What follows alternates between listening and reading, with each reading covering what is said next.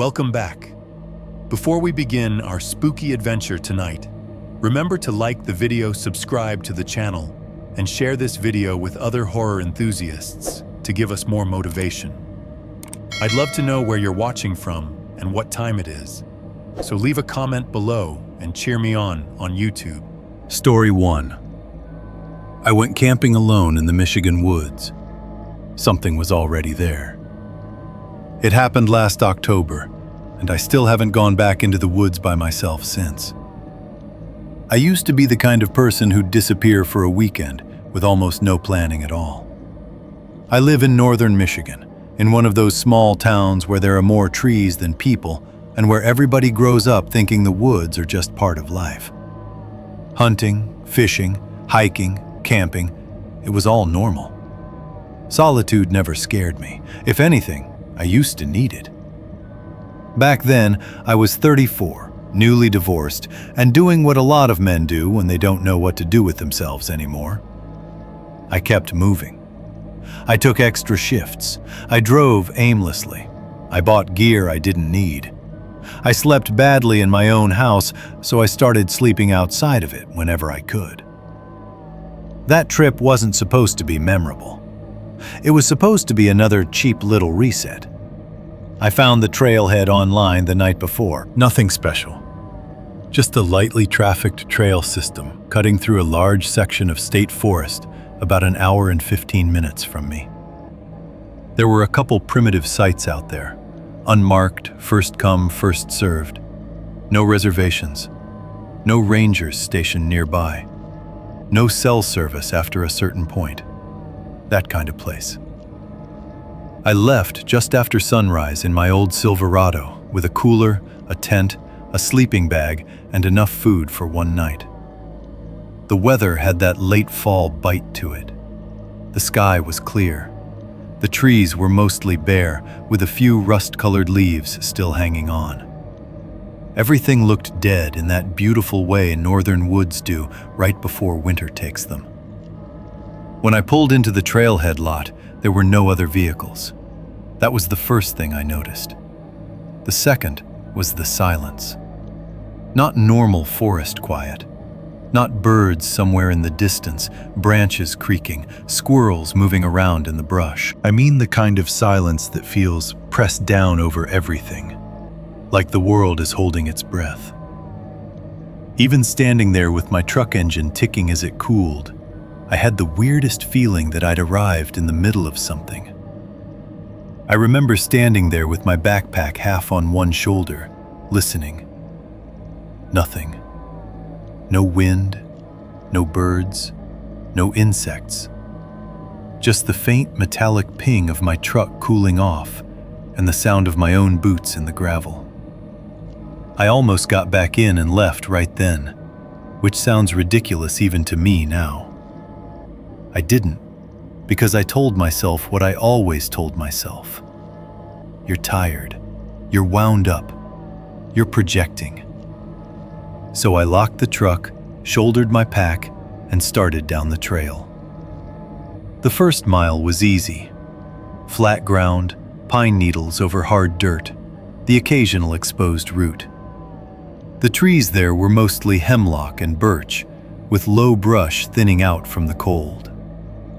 I kept my eyes down, just enjoying the rhythm of walking. That was the part I always liked. After a while, your mind empties out and you stop being a person with a schedule or a history. You become something simple. Hunger, breath, motion. I'd gone maybe 20 minutes when I heard something ahead. Running. At first I thought deer. There's a distinct crashing sound deer make when they move fast through brush, and this wasn't that. This was heavier, more rhythmic. Footsteps. Human footsteps. I stopped. The sound kept coming, fast and uneven, snapping twigs, pounding dirt. Then I saw him.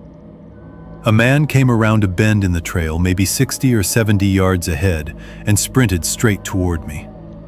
I stepped aside automatically, more out of surprise than fear. He was moving hard, head low, arms pumping, boots kicking leaves behind him. He looked to be in his 40s maybe, lean, wearing a dark flannel overshirt over a gray thermal, jeans, and no backpack. No water bottle. No gear. Nothing about him said hiker. When he got close enough for me to see his face, something in my stomach turned cold. He wasn't panicked. That would have made sense. He wasn't out of breath either, which made even less sense. He just looked wrong. His skin had that slick, feverish shine to it, and his mouth hung slightly open, like he was smiling without realizing it. His eyes looked glassy and unfocused, fixed somewhere past me instead of on me. There was dirt smeared along one side of his jaw and what looked like dried blood at his hairline. He ran right past me without slowing down. No hello, no warning, no glance. Just thundered past me like I wasn't there. I turned and watched him go, more confused than scared. He kept sprinting down the trail toward the parking lot, shoulders hunched, boots hammering the dirt. Then, after maybe 30 yards, he stopped so abruptly it looked unnatural, like somebody had hit pause on him. He stood there with his back to me for a moment, then slowly turned his head. Not his body, just his head. He looked at me over his shoulder from down the trail. Even from that distance, I could tell he was smiling. The kind of smile that doesn't mean anything human. My mouth went dry. I remember lifting one hand halfway, like maybe I was going to ask if he was okay. Before I could say anything, he stepped off the trail into the trees and vanished. Not walked deeper where I could hear branches moving. Vanished. 1 second there, next second gone. I stood frozen, listening for footsteps, breathing, anything. Nothing. I told myself there were a dozen explanations for it. Drunk, high, local weirdo. Maybe he'd been hunting and gotten spooked. Maybe he was embarrassed that he'd nearly run into me. Maybe the blood on his head wasn't blood. All that sounded thinner every second I stood there. I looked back the way I'd come.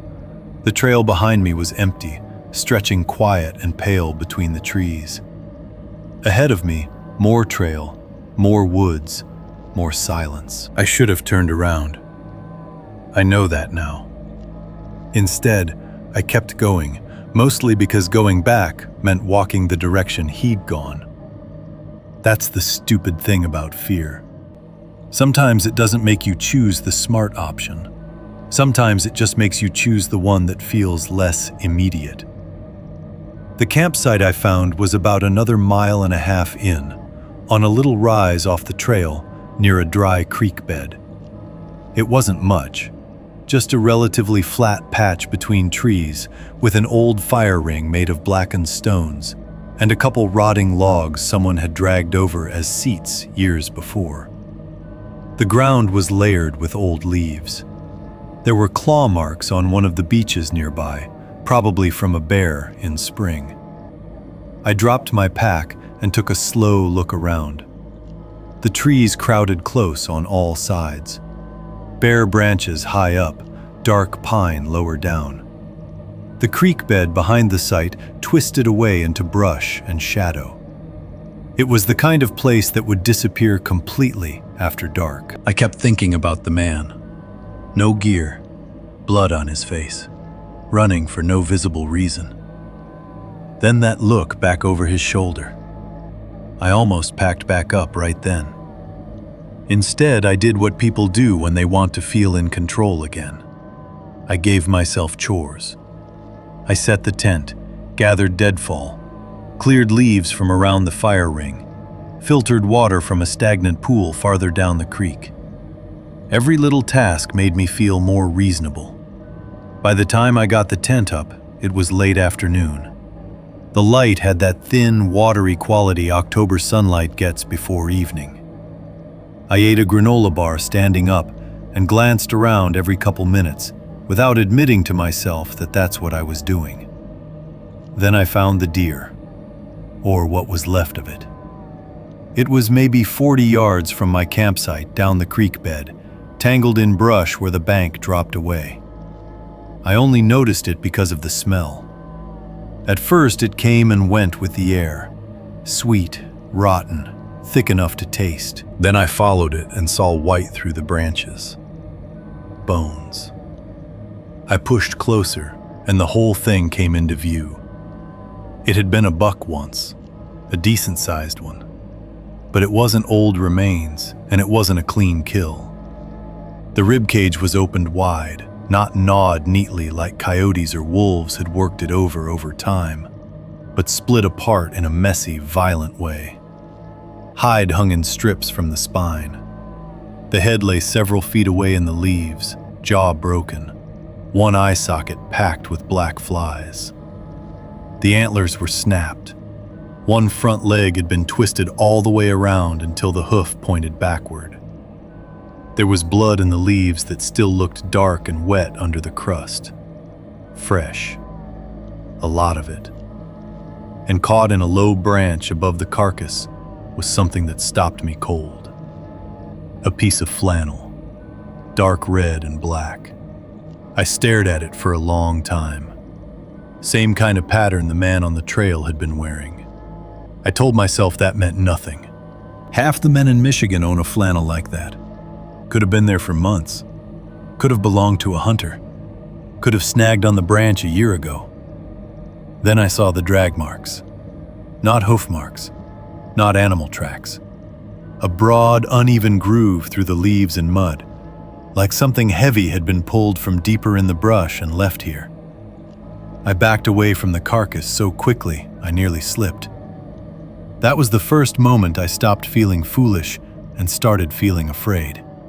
Real fear, not nerves. I went back to camp and took my pistol out of my pack. I had a concealed carry permit then, and usually brought the gun more out of habit than expectation. A compact Glock 19, 15 rounds. I checked the chamber twice, even though I knew it was loaded. The weight of it helped, at least a little. I should tell you now that I never saw a bear track out there.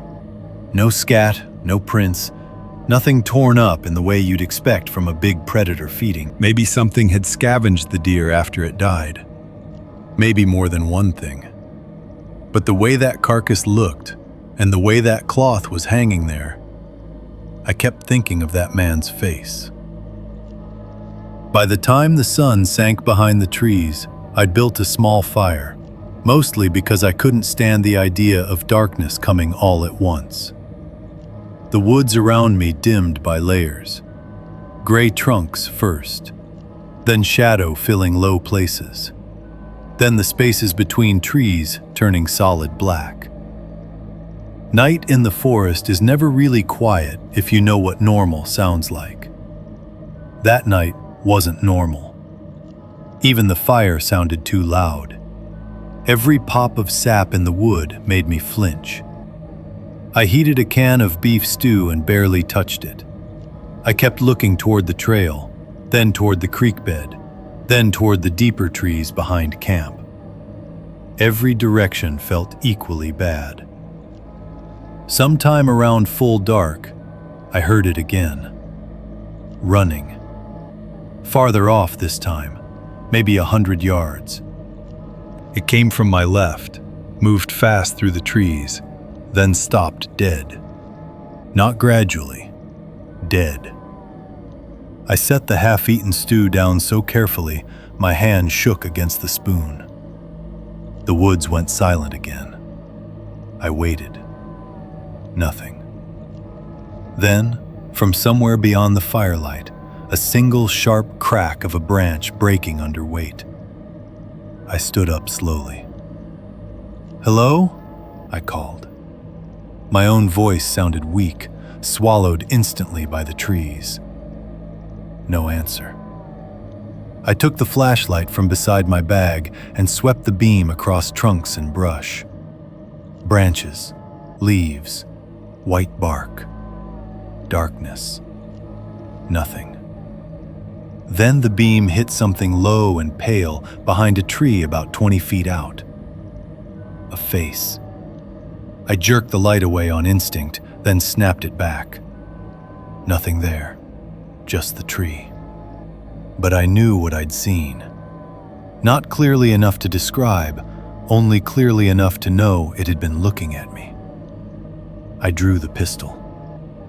"Whoever's out there," I said louder, trying to sound steady. "I'm armed." Still nothing. The fire popped behind me. Then, from the darkness off to my right, I heard a sound so soft I almost missed it. A laugh. Not loud, not crazy, not movie villain laughter. Just a breathy little exhale, like someone amused by a private joke. Every hair on my body stood up. I made the worst decision of the night next. I killed the fire. At the time, it made sense. I didn't want to be a glowing target in the middle of black woods. I wanted my eyes to adjust.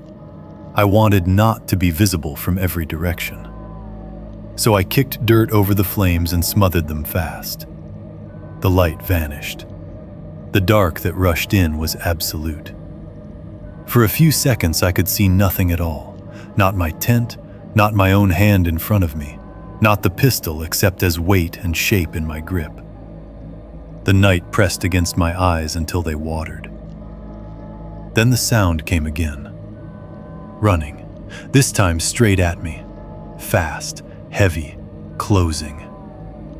I raised the pistol toward the noise and shouted something. I don't even remember what.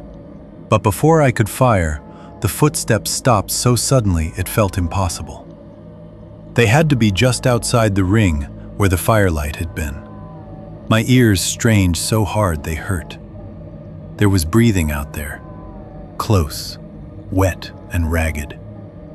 I thumbed the flashlight on with my support hand and nearly dropped both gun and light at what the beam found. A woman was standing at the edge of camp. At least I thought it was a woman at first. She was thin to the point of looking carved down, barefoot despite the cold, wearing what might once have been a long white nightgown or slip under a filthy coat. Mud streaked her shins. Her hair hung in ropes around her face. One side of her forehead was split open all the way into the hairline, and dried blood had matted a thick section into a hard, dark knot. Her mouth was slightly open. Several teeth were missing. But it was her eyes that locked me in place. They were open too wide. Not wild, not panicked, just fixed on me with a terrible, patient attention, like I was something she'd finally found after searching for a long time. She stood half behind a tree, one hand gripping the bark. In the flashlight beam, I could see her fingernails. They were packed dark with blood and dirt. One finger was bent the wrong way. The skin over her knuckles was flayed back in raw strips, as if she'd been clawing at stone or wood. I think I said, "Jesus Christ." She smiled. It wasn't a big smile, just enough to show the broken teeth. Then she took one slow step backward, and another, and another, never turning away, just retreating into the dark, eyes on me the whole time, until the beam caught only tree trunks and empty brush. Then I heard her move. Not footsteps, crawling, fast, circling. Dry leaves whispering, branches ticking, something moving on all fours just beyond where the flashlight could catch it. I turned in place trying to track the sound, the beam shaking all over the trees. That's when something hit the backside of my tent from inside the darkness, hard enough to cave one wall in. I spun and nearly fired. The nylon snapped back into place, empty. Then from the creek bed came a voice, male, thin and distant. "Help me." I froze. It was the man from the trail. I knew it even though I'd only heard his breathing before. Something about the tone, hoarse, stretched, wrong. "Please," the voice said. "He's still here." The woman laughed again, closer now, somewhere to my right. "Help me," the man said, and then his voice broke into a horrible choking sound, like he was trying to talk with a mouthful of liquid. I backed toward the trail with the pistol out and my flashlight jerking between camp and creek. There was movement in the beam for half a second, somebody low to the ground, crawling through leaves. I pointed the light down and saw a hand, not attached to an arm I could see, just a hand emerging out from under the tangle of creek bank roots and brush. The fingers were filthy, nails torn away, skin peeled back. It scrabbled weakly through the leaves toward my boot, leaving a dark, wet smear. I stumbled backward so hard I fell over one of the logs by the fire ring. The flashlight flew from my hand and hit the ground beam up, throwing wild, angled light across the camp. That angled light showed me something I will see until the day I die. There were bodies in the creek bed. Not whole bodies, pieces. Enough of them to understand. A human rib cage opened like a split basket in the leaves. A strip of scalp with blonde hair caught on a branch. A jawbone with 3 teeth still in it. What looked like a bare foot attached to half a shin lying in the mud. Dark blood soaked into the bank in layers, old and new, and crouched above them on the far side of the creek was the woman. One hand on the ground, the other clutching something long and white. When the flashlight hit it, I realized it was a human forearm with the hand still attached. She rose halfway, smiling that same little smile, and behind her, another shape unfolded out of the dark. The man from the trail. Only now I could see why he'd looked wrong. His flannel was soaked black down the front. His left ear was gone. Not torn, gone, leaving a ragged hollow on the side of his head. One eye was swollen nearly shut. His lower lip had been ripped open all the way to the gums. He should have looked like somebody dying. Instead, he looked alert, hungry. He tilted his head at me and said in a clear, conversational voice, "You should have turned around." Then they both came at me. I fired. The first shot lit the trees white and deafened me. I don't know if I hit either of them. I only know they flinched apart, and that was enough. I grabbed the flashlight with one hand, my pack strap with the other, left half my gear where it was, and ran. I ran blind down the trail, with the flashlight bouncing, leaves sliding under my boots, branches whipping my face. Behind me, I heard pounding footsteps, sometimes one set, sometimes two, sometimes many more than that, as if the woods had filled with people the second I turned my back. I fired over my shoulder once more at nothing I could see. The trail twisted downhill, then up over roots, then around a stand of pines. I almost missed the turn toward the lot because I was crying so hard from cold air and adrenaline that my vision blurred.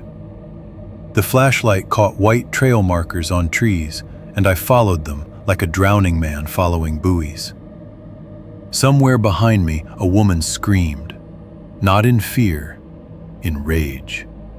It went on, high and tearing and inhuman by the end, until suddenly it cut off. Then silence again.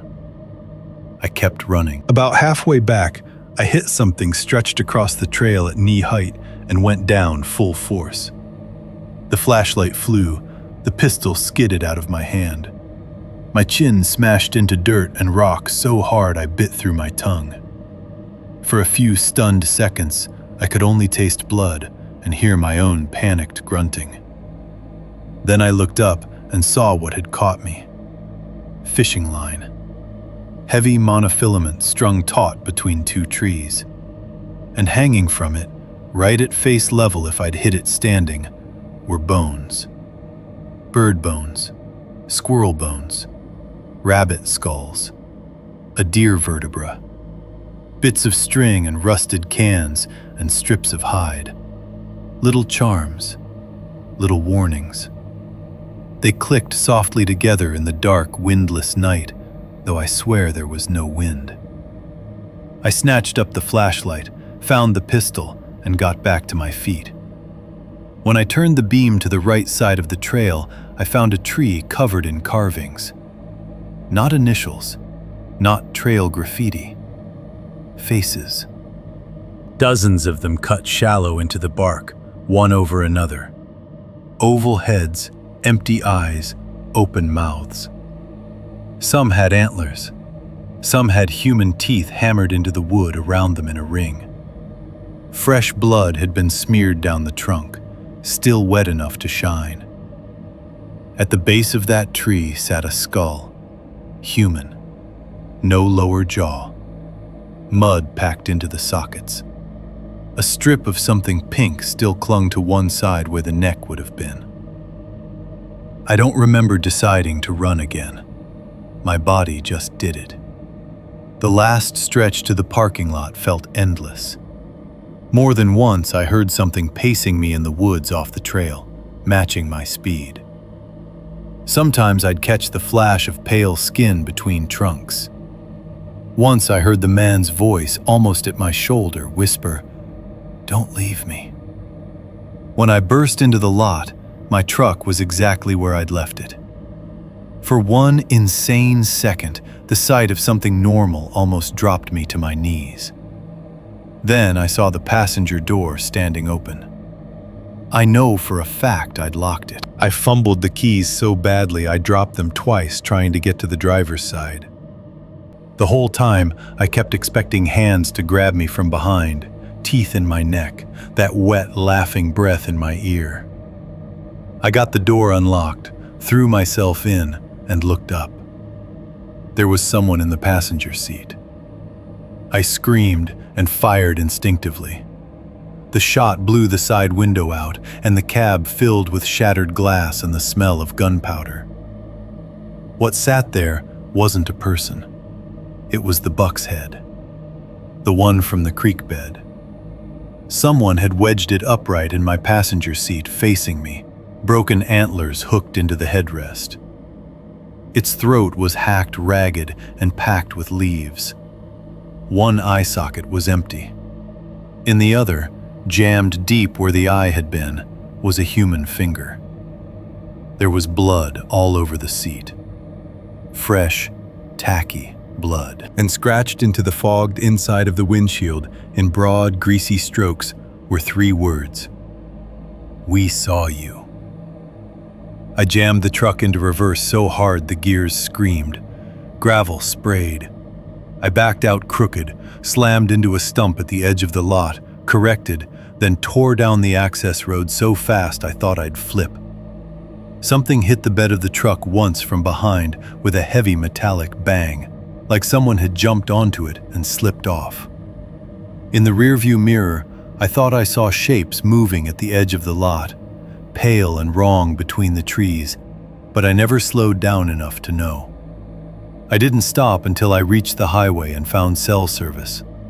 I called 911 from a gas station 15 miles away. By then, my hands were shaking so hard I could barely hold the phone.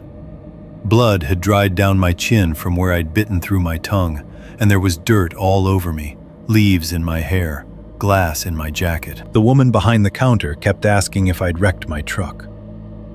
State police met me there, then county deputies, then eventually DNR officers because of the location. I told them everything I could in the order I could manage it. A man on the trail, a campsite, human remains, 2 attackers, markings in the woods, somebody inside my truck. You can imagine the looks I got. Still, they took me seriously enough to go out there before dawn with lights and ATVs and dogs. They found my campsite, or where it had been. The tent was ripped open. My cooler was overturned. My food was gone. My spent shell casings were there. So was my cooking pot. But there were no bodies in the creek bed. No woman, no wounded man, no human remains. There was blood, though.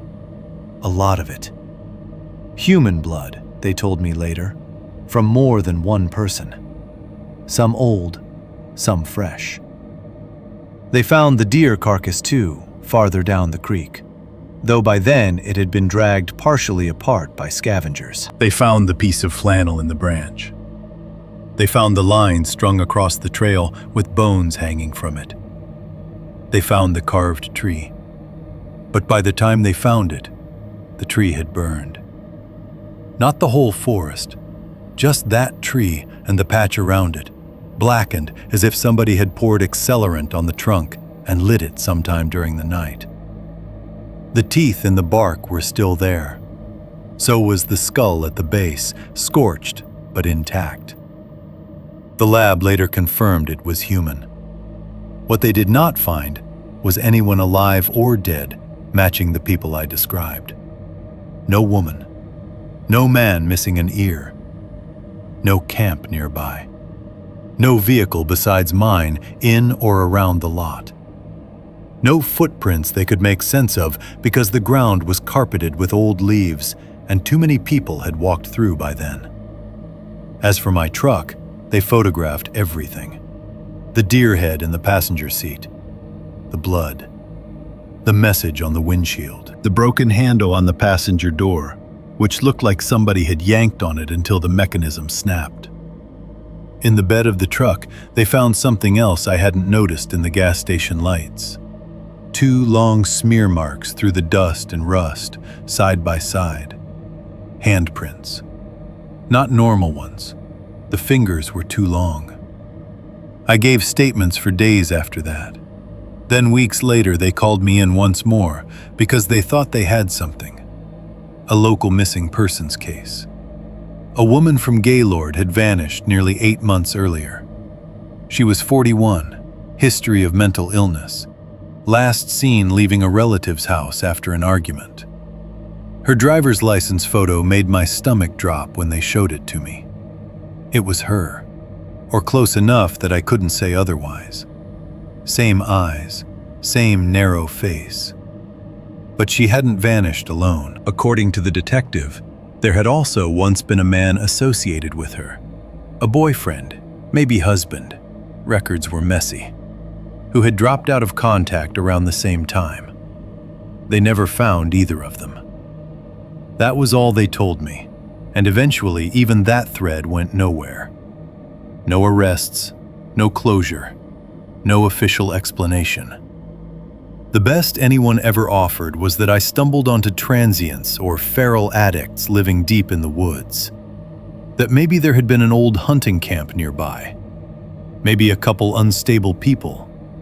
Maybe more. Maybe they'd been dragging animal kills back to the creek. Maybe the human remains belonged to unrelated dump victims. Maybe my panic distorted what I saw. That last part I can almost understand them wanting to believe. But panic doesn't put a deer head in your truck. Panic doesn't write on the inside of your windshield. Panic doesn't explain the thing that happened 3 weeks later. I was home by then, back at work, sleeping with lights on, checking the locks 3, 4, 5 times a night. I told everybody I was done camping. Most people laughed and said they didn't blame me. A few acted like I was making more of it than I should. The police had done what they could. Life moves on. People get bored with your fear long before you do. One morning before work, I went out to the driveway and found mud on the hood of my truck. That had happened before. I live rural. Cats, raccoons, possums, whatever. Then I saw the pattern. The mud wasn't random. It was a print. A bare human footprint, dark and perfect, right in the center of the hood above the grill.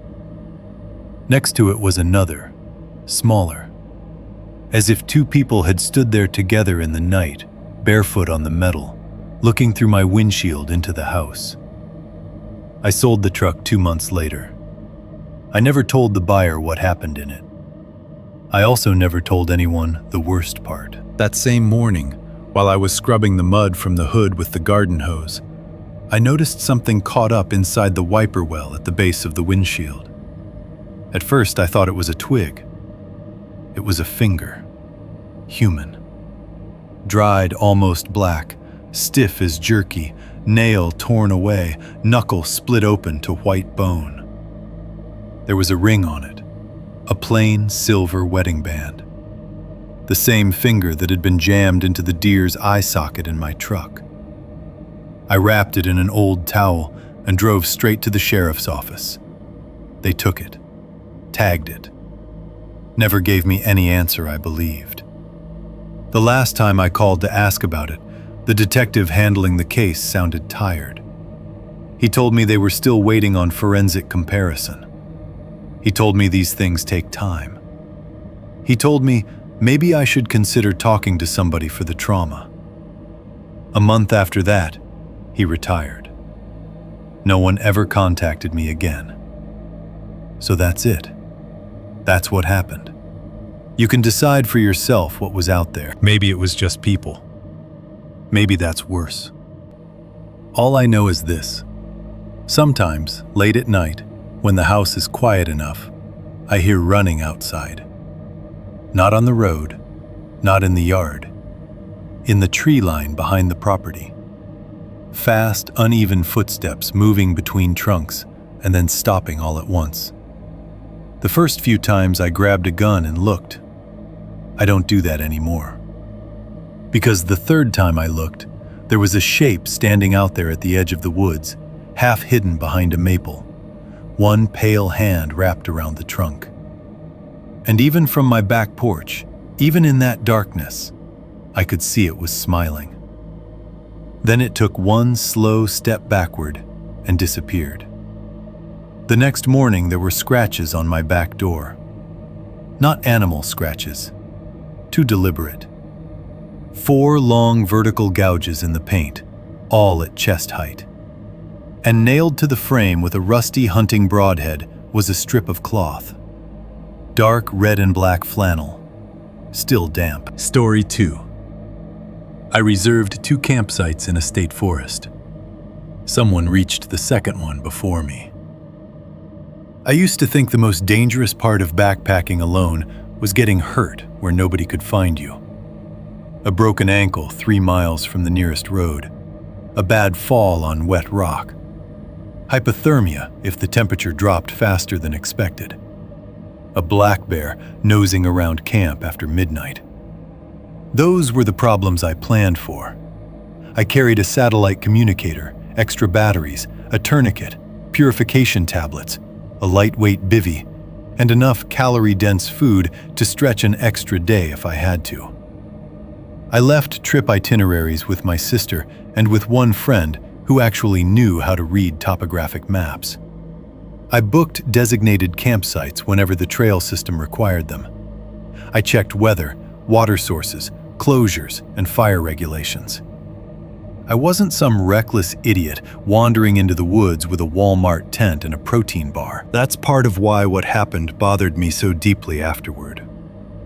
I did everything right, and it still wasn't enough. This was in Pennsylvania about 3 years ago, during the off-season in late October. The trail cut through a huge section of state forest, long enough that most people only hiked part of it, but with enough primitive sites spaced out that you could do a 2 or 3 night run without ever seeing a paved road. In the warmer months, permits were stricter. In late fall, the traffic dropped off hard. A lot of people didn't want to deal with the cold, the early dark, or the fact that half the trail turned into wet leaves over slick roots and stone. That was exactly why I liked it. I was 39 then, recently separated, and trying to convince myself solitude was a choice instead of a consequence. My wife had moved out in July. By October, the apartment felt less like home and more like some bland holding cell with my furniture in it. Backpacking was the only thing that still made my mind go quiet. Out there, I didn't have to be the version of myself that had failed in a kitchen under fluorescent light. I just had to keep walking. I reserved 2 campsites, one at roughly mile 12 and another at mile 26. I drove up before sunrise, parked at the south trailhead, locked my truck, shouldered my pack, and started out under a pale gray sky with my breath already showing. The first day was uneventful in the way good hikes are. Cold air, empty trail, wet leaves. The forest mostly hardwood, oak, maple, ash, beech, with occasional dark stands of pine where the ground went softer and quieter underfoot. I saw deer sign, old turkey scratchings, one fox darting across a shallow draw, and nobody else. That last part I noticed, not because it was alarming yet, just because it was interesting. An empty trail in October doesn't mean much. People cancel. Weather changes plans. Rangers don't exactly herd hikers in and out.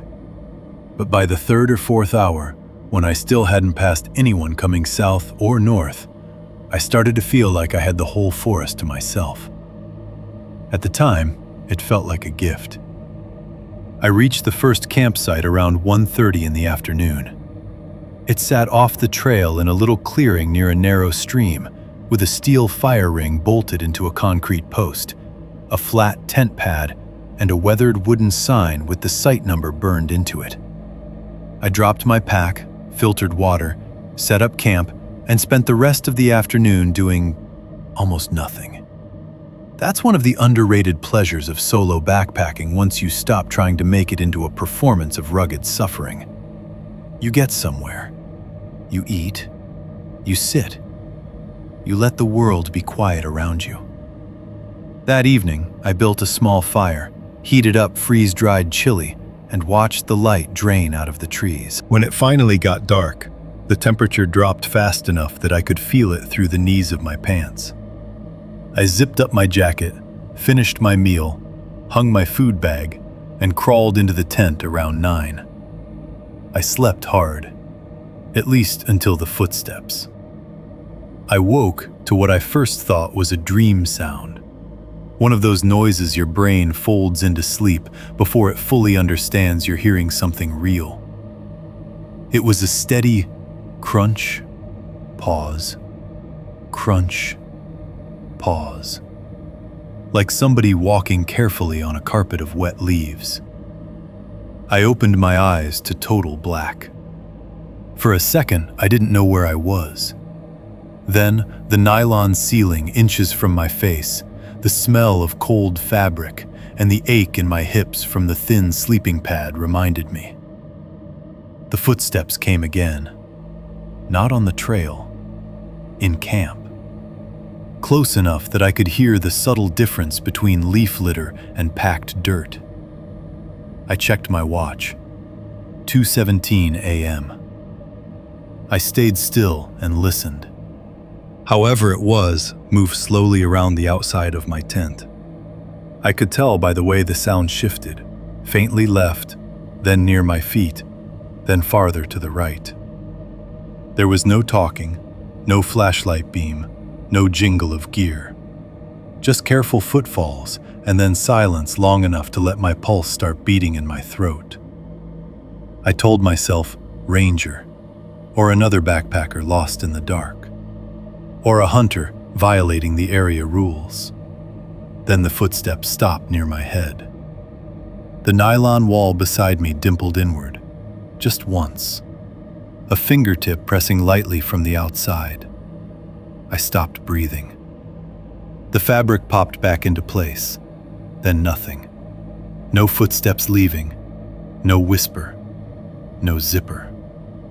Just silence so complete I could hear the tiny electrical hiss inside my own ears. I lay there for what felt like an hour, but was probably 10 minutes, clutching the knife I kept in the side pocket of the tent. I thought about calling out. I thought about reaching for my headlamp and unzipping the flap. I thought about hitting the panic on my satellite communicator, even though that would have been insane. Eventually, I heard footsteps again, moving back toward the trail. Steady, unhurried, then gone. I barely slept after that. I spent the rest of the night floating on that shallow edge of fear, where every little sound drags you halfway awake. Once, near dawn, I thought I heard something metallic clink softly from the fire ring area. But when gray light finally came through the tent walls and I looked outside, everything appeared untouched. No footprints that I could confidently separate from my own. No disturbed gear. No missing food. Nothing. I almost convinced myself I'd exaggerated it in the dark. Almost. Then I found the spoon. It had been in my cook pot the night before. I was certain of that because I'd rinsed the pot, stacked the spoon in it, and set both by a log near the fire ring to dry before crawling into the tent. In the morning, the pot was still there. The spoon was not. I found it planted upright in the mud beside the stream, bowl end down like a grave marker. There was dark brown residue on the handle. At first, I thought dirt. When I rubbed it with my thumb, it came away tacky. Blood. Not much. A smear. Half dried. I stared at it for a long time with that stupid, helpless feeling you get when reality is offering you something you don't want to understand. If somebody had been in camp, if they'd touched my tent, if they'd taken my spoon and done whatever that was, then they'd been close enough to hurt me while I slept. Close enough to unzip the tent. Close enough to stand there and decide not to. That should have been enough for me to abandon the trip. Instead, I did what I'm ashamed to admit I did again and again over the course of that hike. I rationalized. Maybe a prank. Maybe some weird local passing through. Maybe I nicked my hand without noticing and got blood on the spoon myself. Maybe I'd been more tired than I thought. Maybe some of the details weren't as clear as they felt in hindsight. Because once you accept something is truly wrong, then you have to make decisions as if you believe it. And I didn't want to cut the trip short. I didn't want to hike 12 miles back because of nerves and a dirty spoon. I didn't want to be the guy who bailed and then spent the drive home wondering if he'd panicked over nothing. So I packed up and kept going north. The second day was harder terrain, more elevation, more rock. The sky stayed mostly overcast, and by afternoon the whole forest had that flat pewter light that makes every trunk look farther apart and every hollow look deeper. I still didn't see another hiker. No dogs, no camp smoke, nothing. But I started noticing things. At first, just little details that didn't fit. A fresh boot print on a damp stretch of trail where I would have sworn no one had been ahead of me. The tread wasn't like mine. Heavier. Older work boot type, not hiking boot. Then, around midday, I stopped to filter water at a creek crossing and found a cigarette butt mashed into the mud beside the bank. It was still dry under the torn paper. Recent. Whoever dropped it had been there after the last rain. A little later, I found a deer skeleton off the trail, maybe 20 yards into the trees. That wasn't strange in itself. Animals die in the woods all the time. But this one had been arranged. That's the only word for it. The skull sat on a flat rock. The spine had been laid in a line away from it. The rib bones were stuck upright in the ground on either side like pale, curved stakes. Small bits of hide still clung to the joints, black and leathery. Flies crawled lazily in the eye sockets. Tucked into the open mouth of the skull was a candy wrapper. A peanut butter cup, the kind I used to carry on hikes. My stomach tightened. I bent and looked closer. It was the exact brand I had in my food bag. There are a million reasons that could mean nothing. Popular candy. Common trail snack. Coincidence. But by then, I already knew I was looking for patterns.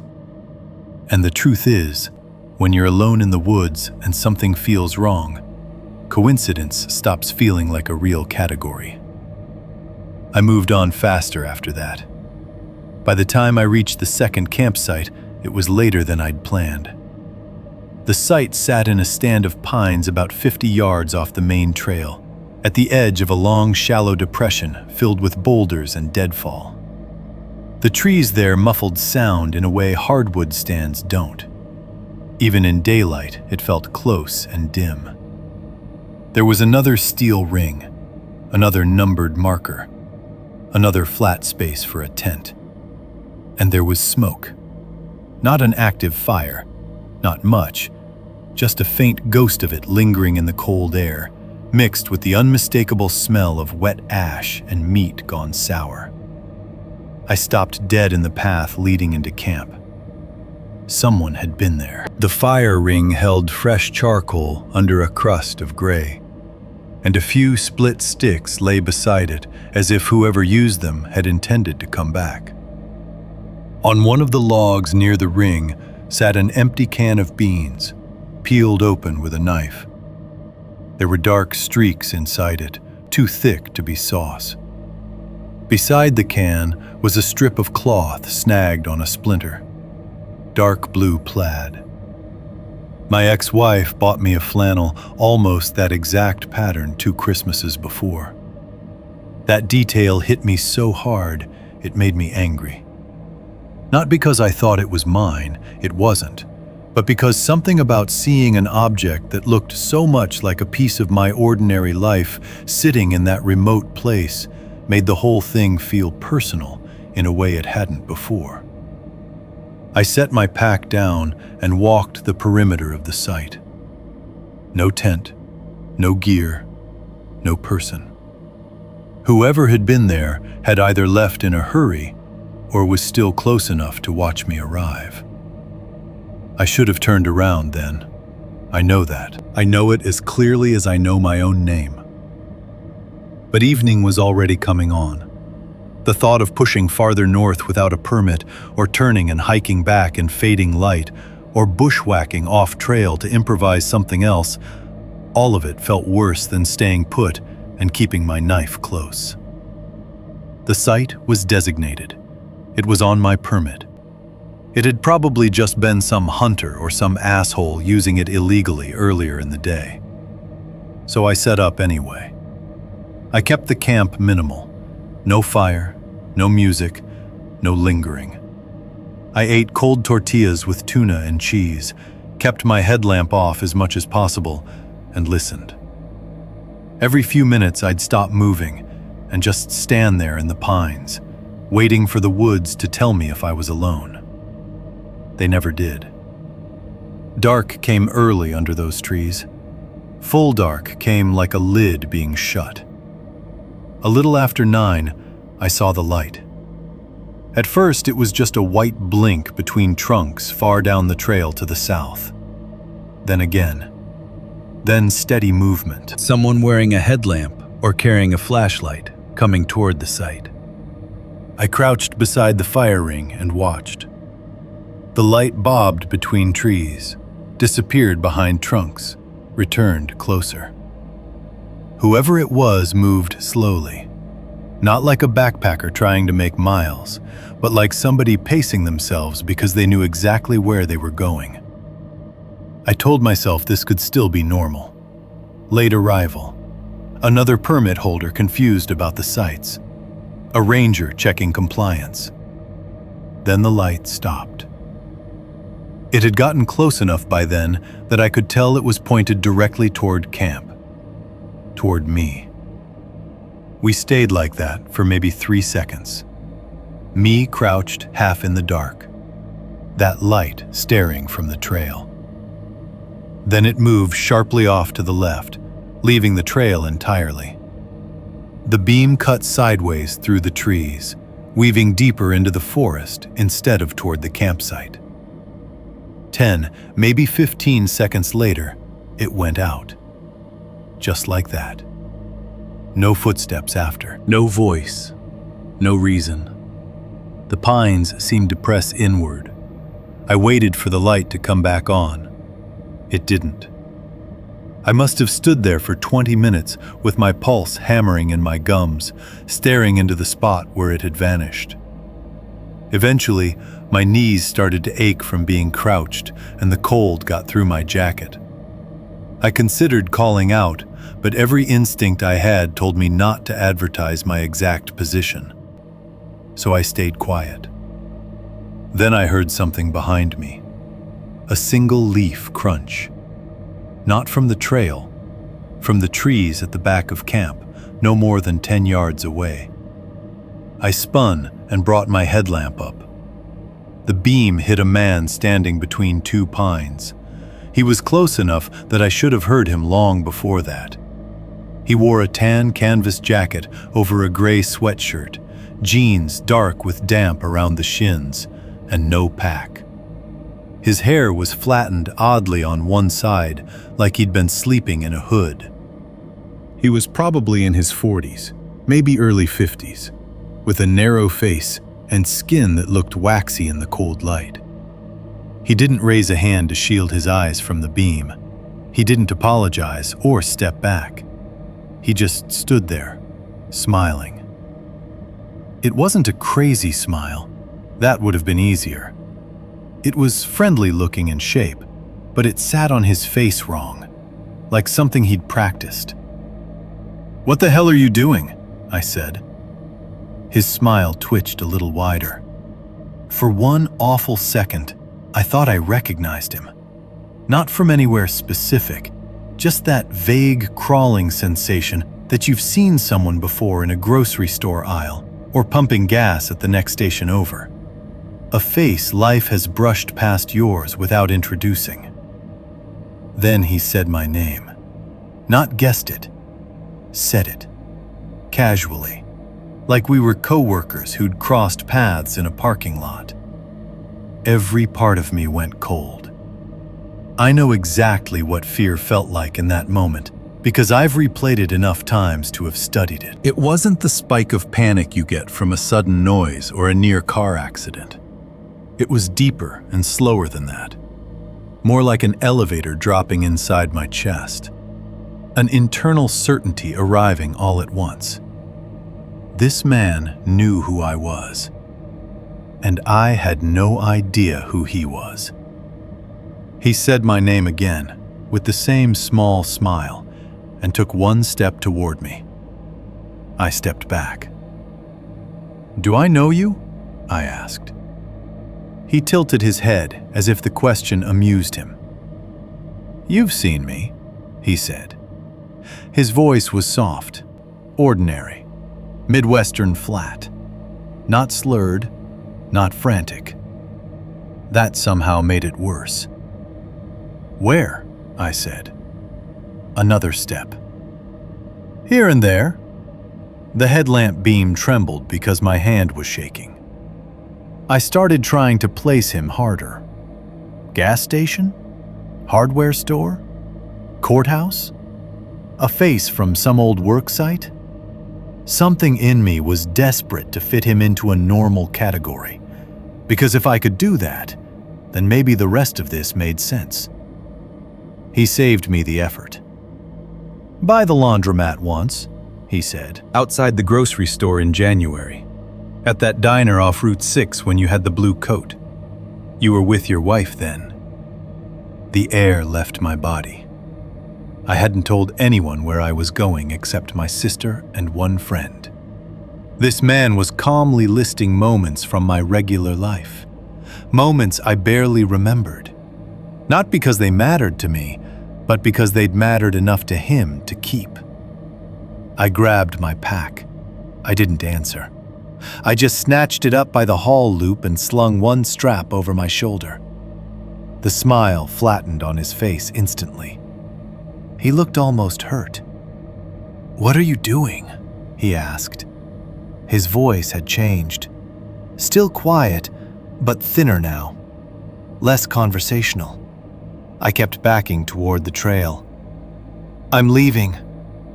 He took 2 quick steps toward me, then stopped, like he'd caught himself. "You don't need to do that." I had the knife in my hand at that point, though I don't remember drawing it. I held it low by my thigh. "Stay back," I said. He looked at the knife, then at my face. The woods behind him were black. I had the insane feeling there might be other people in that dark, listening to us. He said my name again, but this time it sounded wrong. Too intimate, almost scolding, like I was embarrassing him. Then his expression changed completely. All friendliness drained out of him in 1 second, leaving nothing but flat, naked irritation. He lunged. I ran. There's a special kind of terror in running through woods at night that people underestimate because movies make it look clean. It isn't clean. It's falling and grabbing, and branches whipping your eyes, and roots snatching at your ankles. It's breath tearing at the back of your throat while you try to remember trail turns you barely registered in daylight. It's knowing that if you break a leg out there, you don't get a dramatic, heroic moment. You get found later, or you don't. I kept my headlamp off for the first part, because I wanted the darkness to hide me as much as it hid him. I followed the pale suggestion of trail and the darker lines of tree trunks, feeling more than seeing the ground. Behind me, I heard him for maybe 15 seconds, fast, heavy footfalls on the path, then nothing. That silence scared me more than the chase, because if he wasn't chasing anymore, it meant he didn't need to. I kept moving north for a minute before my brain finally caught up and told me I was doing the stupidest possible thing. North meant deeper into the forest, farther from my truck, farther from the ranger station, farther from anybody. So I veered off the trail just enough to duck behind a blowdown and got my satellite communicator out with clumsy hands. I hit emergency. It took longer than I thought it would for the signal to go through. Every second waiting for the confirmation icon felt like standing bare-chested in a gun range. When it finally transmitted, I sent a short text explaining that I was being followed by an unknown male in the forest, believed I was in immediate danger, and was leaving the trail southbound toward my first campsite to meet anyone coming in. Then I ran south. I don't know how long I moved before I realized something even worse. There was another light in the woods. Not behind me. Ahead. Faint and low between the trees to the right of the trail, pacing my movement. Then a second one farther left. Not headlamps. Smaller. Yellowish. Lanterns, maybe. Or flashlights half covered by fingers. I stopped so hard my knees buckled. The two lights stopped too. I turned off my own headlamp immediately and stood in the dark with my whole body straining to hear. For a few seconds, nothing. Then, very close to my left, someone whispered my name. I took off downhill through brush whether I stayed on trail. Branches slapped my face. Dead twigs snapped under my boots. I slid on wet leaves and slammed shoulder first into a tree hard enough to see white sparks. Somewhere above me, I heard movement keeping pace, then another voice farther off. A woman's voice this time, laughing. Not loud, not theatrical, just quick, breathy bursts, like she was trying not to be heard. I crashed through a tangle of mountain laurel and nearly pitched headfirst into a gully. At the bottom ran a narrow stream over stone. I dropped into it, splashing calf-deep through freezing water, and followed it downstream because for some reason I believed moving in water might break the sound of my steps. That's when my headlamp beam hit the first body. It wasn't a whole body. It was the upper half of one. At first, my brain refused to name what I was looking at. It registered color and shape before meaning. A pale back curved against stone. A black mass of wet leaves or hair. Something bright white, like roots. Then I got closer, and the white resolved into bone. A rib cage split open. Human. The torso was face down in the stream, pinned against rocks by one outstretched arm.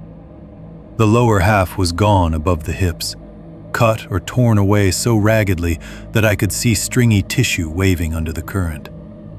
One hand still wore a watch. The skin had turned that dead bluish-gray color under the film of cold water.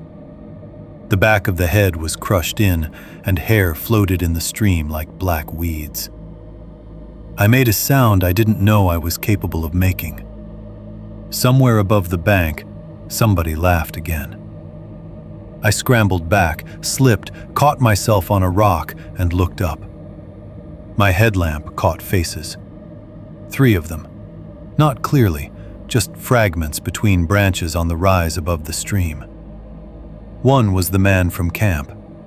One looked smaller, maybe a woman.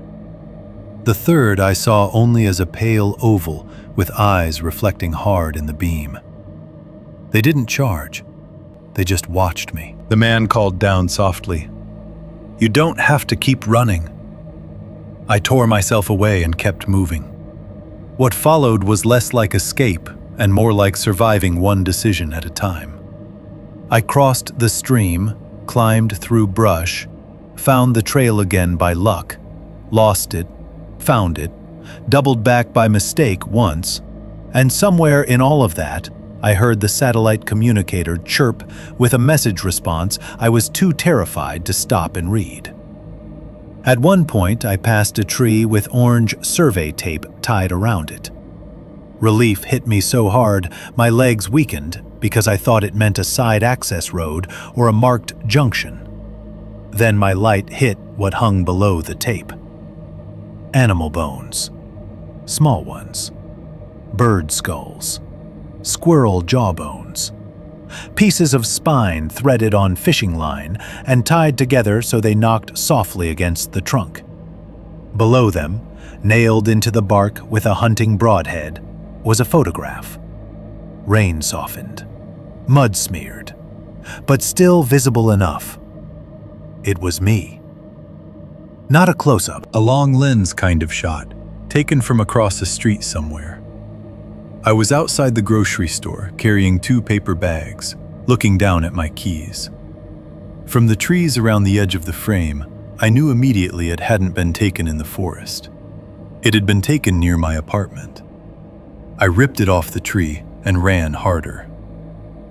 By the time I reached my first campsite again, I was shaking so badly I could barely work my zipper. I dove into the tent, killed my light, and listened. For several minutes, nothing. Then footsteps outside. One said it first, then more. Slow, circling. Nobody touched the tent. Nobody spoke. They just moved around it in the dark, close enough that I could hear leaves compress under their weight and the faint rasp of breathing through noses. I clamped one hand over my mouth to keep my teeth from chattering loud enough to give away exactly where my head was. Then something slid under the rainfly near the vestibule. Just the edge of it. A strip of cloth pushing through. I stared at it until my eyes hurt. Finally, I leaned forward and inch by inch pulled it inside. It was a piece of flannel, blue plaid, and wrapped in it was my missing spoon. Only now there was more blood on it, fresh enough to shine. At the very tip of the spoon bowl sat a human tooth. I dropped it so fast it hit the tent floor with a little metallic ping that sounded deafening. The footsteps outside stopped immediately. For a second, I thought they were about to rush the tent. Instead, someone crouched down so close to the fabric that I could hear cloth shifting against leaves. Then a male voice, almost tender, spoke through the nylon no more than a foot from my face. "I know you're awake." I didn't move. He stayed there. "We were at your house in March," he said. "The yellow one with the peeling porch rail. You left for work at 7:16. The bathroom light was on upstairs. My body went numb. There are moments when fear becomes so total, it almost feels clean. Everything non-essential burns away. Shame, confusion, dignity, all gone. What's left is only the need to survive the next minute. The voice continued. She cried in the kitchen after you left. He meant my wife. Ex-wife, technically now. But at the time of whatever he was describing, still my wife. I squeezed my eyes shut so hard I saw colors. The voice shifted slightly, like he was leaning closer to the tent. You should have stayed home with her. Then footsteps moved away. I don't know how long I lay there afterward. Eventually, the satellite communicator vibrated against the tent floor with an incoming response that nearly made me scream. I forced myself to read it under my jacket to hide the light. Ranger en route from South Access. ETA approximately 1 hour 20 minutes. Move only if necessary. Make noise if contacted by uniformed personnel. 1 hour and 20 minutes. It might as well have been a week. I knew if I stayed in that tent, I was going to die. Maybe not immediately, maybe not cleanly. But those people, however many there were, had all the time in the world and all the darkness on their side. So I did the only thing I could think of. I cut out the back of the tent. Very slowly, using my knife just above ground level, I slit the rear panel open enough to slide through. Cold air rushed in. Pine needles stuck to my sleeves. I wriggled out on my stomach with my pack already on, leaving most of my gear where it was to make the tent look occupied. Then I crawled. Not because I thought it was tactical, because terror had reduced me to something animal. I belly crawled through pine needles and cold mud until I reached the edge of the trees behind camp. From there, I crouched and started angling south again, parallel to the trail but off it, moving as quietly as I could. About 50 yards on, I looked back. My tent still sat in the clearing, a dim hump under the trees. And around it, in shapes darker than the dark, I could make out people standing. 4 of them, maybe 5. One had something long over a shoulder. Rifle or shovel, I couldn't tell. Another looked too small to be a man. They weren't searching. They were waiting. I turned and kept moving. I made maybe half a mile before I saw blue-white beams cutting through the forest ahead and heard a man's voice shouting, "State Ranger!" I stumbled toward the sound so fast I went down on one knee. 2 rangers found me near a trail junction, both armed, both wearing headlamps and blaze-orange outer layers. I must have looked insane. Mud to my chest, blood on one sleeve from where I'd torn my forearm on brush, eyes wide enough to hurt. I tried to explain everything at once. They got me behind them, radioed in my location, and moved fast toward the campsite. By the time we reached it, the clearing was empty. My tent had collapsed inward. Not from wind. Everybody had cut it open in long vertical slashes, front and sides, as though they'd stabbed and ripped every place a body might have been inside. My sleeping bag was dragged halfway out and stuffed with wet leaves. My cook kit had been scattered. My food line hung cut and empty. The spoon was gone again. One ranger swept his light over the ground and went still. There were footprints everywhere. Not just 1 or 2 sets, many. Some boots, some bare feet, all churned around the tent in circles. There was blood, too. Small droplets on pine needles, smears on the torn nylon, a darker patch near the fire ring. One ranger knelt by it, touched it with a gloved finger, and said nothing, but his jaw tightened. We searched the area until dawn with additional responders. They found the stream. They found the torso. By then, in full light, it looked even worse. Male, likely middle-aged, advanced but not complete decomposition. Lower half absent, severe trauma to the skull. They later told me he'd probably been dead days, maybe longer. Not enough to explain who or what had removed the rest. They found drag marks farther down the bank and what looked like an old camp deeper in the pines. Nothing substantial, just a blackened fire scar, beer cans, a tarp shredded almost beyond use, and bones. Mostly animal, they said at first. Not all. They found my photograph nailed to the tree with the orange tape. I never told them that was the part that truly broke something in me. Not the body, not the voices. That photograph. Because it meant the forest wasn't where this started. It was just where they finally stepped close enough for me to see them. The official investigation dragged on for months. There was mention of illegal squatters using the state forest. There was talk of meth cooks years earlier in adjacent land. There were rumors of transients, hunters, a family that had once lived off-grid until authorities pushed them out. Human remains turned up from old missing person cases in counties all over America. One more partial body in a forest didn't magically produce answers. No one was ever charged with what happened to me. No one identified the man who knew my name. No one explained how a photograph taken near my apartment ended up nailed to a tree miles deep in the state forest. And nobody ever gave me a satisfying reason why, when rangers checked the trailhead log and nearby cameras, there was no record of anyone entering that section of trail besides me. Not by car, anyway. The part I haven't told many people is what happened after. For a while, I tried to act normal. Went back to work, changed the locks, bought cameras for the apartment, slept with all the lights on.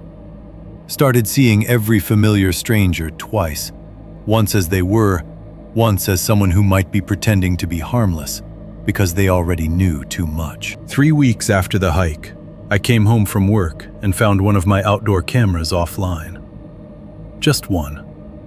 The one pointed toward the back lot. I reset it from my phone and rewound the footage. At 2:13 a.m., the feed had flickered to static for about 4 seconds. When the image returned, something was tied to the camera bracket. By morning, it was gone. I went outside anyway. Hanging from the fence directly beneath the camera was a strip of blue plaid flannel, pinned through the center with my missing titanium spoon. The bowl was polished clean, but caught in the seam where the handle met the bowl was something pale and curved. A clipping of human fingernail. There was a note folded around the handle. No envelope, just paper, damp from the night air. It had my first name written on the outside. Inside, in shaky block letters that looked almost childlike, were 6 words. You ran the right way. I moved out of that apartment 2 days later. I live in a different county now. Different building, different locks. I don't post where I am. I don't use the same grocery store 2 weeks in a row if I can help it. I still hike, but never alone, and never overnight. Not anymore. People hear stories like this and assume the scariest part is the forest, the body, the blood, the group in the dark. Those parts are easy to explain to yourself, in a way. Woods contain bad people. Bad people do monstrous things where nobody's looking. America is full of places large enough to hide cruelty for a long time. The part that keeps me awake is smaller than that. It's the possibility that I didn't just stumble into someone else's territory. It's that one of them, maybe the man, maybe another one I never saw clearly, had already been orbiting the edges of my life for months, maybe longer. Watching, collecting, waiting until I finally stepped far enough away from everybody else to make the approach. Sometimes I still think about the things he said through the tent wall. The porch rail, the bathroom light, my wife crying in the kitchen. All details too specific to be lucky guesses. I told myself for a long time he was lying, mixing common possibilities with coincidence to manipulate me. That maybe he'd followed me from town the day of the hike and invented the rest. Then, last winter, I was unpacking a box of old kitchen junk I'd never fully gone through after the separation. At the bottom was a cheap ceramic mug my wife used to use for tea. I almost threw it out. Then I noticed something inside. Scratched into the glaze at the bottom, so faint you could only see it when the light caught it a certain way, was my name. Not written normally, carved. Over and over, one on top of the next, until the letters had become a shallow gouge. I showed it to my ex-wife. She went white the second she saw it. Then she told me something she'd never told anyone, because at the time, she'd thought it was too stupid to matter. Back in March, exactly when he said, they came home one afternoon and found our back door unlocked. Nothing stolen, no damage, no clear sign anyone had been inside. But in the sink, beside a drying rack of clean dishes, 1 teaspoon had been bent almost in half. I asked why she never told me. She said because she was afraid I'd think she was losing it. That was the last conversation we had longer than 10 minutes. There's one more thing. I still get permits sometimes. Day use, group trips. Never overnight solo, never that. But I check forest websites out of habit now. Closures, advisories, maintenance notices. A few months ago, while killing time on one of those pages, I clicked a PDF about campsite renovations in that same section of state forest. Most of it was boring administrative language. Then I saw a site map.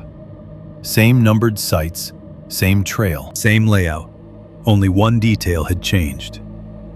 The campsite I reserved for the second night, the one where I met the man, where the light veered into the trees, where the voices circled my tent, had been permanently removed from the reservation system the year before my trip. Not after, before. According to the PDF, it had been decommissioned due to repeated vandalism, unauthorized occupancy, and hazardous conditions associated with ongoing law enforcement activity. It should not have been available for me to reserve. But I still have the original email confirmation. Site number, date, permit code, everything. I checked it so many times, I memorized it. When I tried to pull it up again after seeing that PDF, the email was gone. Not buried, gone. And I know what people will say to that. Deleted accidentally. System glitch. Memory distortion. Stress. Trauma. Any explanation that keeps the world neat and administrative and sane. Maybe. But sometimes, around 2 or 3 in the morning, my phone lights up with a spam number call that never leaves a voicemail. And once, only once, I answered. There was no breathing on the line, no obvious sound at all. Then, very softly, as if from a room with a lot of fabric in it, a man's voice said my first name. Not loudly, not threateningly, just enough to tell me he still knew it. Then the line went dead. Story 3. The man under my van knew my name. A few years ago, when I was between jobs and lying to myself about how well I was handling it, I rented a camper van and drove west for what I kept calling a reset. That's the word people use when they don't want to say breakdown. I was 36, living in Ohio at the time, recently single, drinking too much, but not enough that anyone around me would have called it a problem yet. I had some savings, no real obligations for a month, and an apartment that had started to feel like a waiting room for a life I wasn't participating in. Every room in it reminded me of things ending. The dent in the couch cushion where my ex used to sit. 2 coffee mugs in the cabinet I still hadn't thrown out. A framed print leaning against the wall because I never got around to rehanging it after painting. I wanted distance from all of that. I wanted motion. I wanted to be somewhere nobody could ask me what my plan was. So I flew into Denver, rented a small off-grid camper van from one of those companies that markets freedom and rugged solitude to people with smartphones, and started driving north through Wyoming and Montana, with the vague idea that I'd spend 3 weeks bouncing between public lands, scenic pull-offs, and campgrounds. For the first 2 days, it was almost exactly what I'd hoped. I slept in truck stops and one cheap campground outside Casper. I made coffee on the little propane stove built into the van. I listened to AM radio and old playlists and drove long stretches of empty road where the sky looked too big to belong to the same country as my apartment back home. I thought maybe I'd been right. Maybe all I'd needed was open space and enough miles to leave myself behind. On the 3rd day, I crossed into a part of southern Montana where the land opened out into low ridges, sage, scattered timber, and long gravel roads that seemed to lead nowhere until suddenly they did. The van's GPS was unreliable off the highway, but I had downloaded an app a lot of people use for dispersed camping. User-submitted sites on public land, with photos and comments and coordinates. I'd picked out 3 spots before I lost service. All of them were supposed to be on or near the same forest access road. All of them had recent reviews. Quiet. Amazing stars. Easy in a 2-wheel drive van if it's dry. Felt very safe as a solo female traveler. That last one actually reassured me. It's embarrassing to admit now how much faith I put in those little lines from strangers. But once you're on a trip long enough, apps start to feel like infrastructure. Like if enough people say a place exists, it becomes trustworthy by consensus. The first campsite wasn't there. I drove to the coordinates and found nothing but a locked cattle gate and private property signs wired crooked to the fence. The second one was supposedly another 9 miles up a washboard road through rolling timber. I found the pull-off, or what might have been one years earlier, but it had washed half out into a ravine. No way I was taking the van through that. The third one was farther still, by then late enough in the day that the sun had already started lowering behind the ridges. I was getting irritated, then anxious. Then that particular kind of stubborn people get when they're tired and don't want to admit the sensible option is to turn around. I also had no service by then. That mattered more than I wanted to acknowledge. I remember gripping the wheel tighter every time the road bucked under the tires. The van wasn't huge, but it wasn't built for anything technical either. Every rattle from the cabinets in the back sounded like the inside of a cheap apartment building in an earthquake. I kept glancing at the fuel gauge, and then at the sky, and then back at the map screen, which by then had reduced my route to a blue line over a blank tan background. No landmarks, no reassurance. Just me and the road, and the growing sense that I was being funneled farther away from the part of the world where mistakes stayed manageable.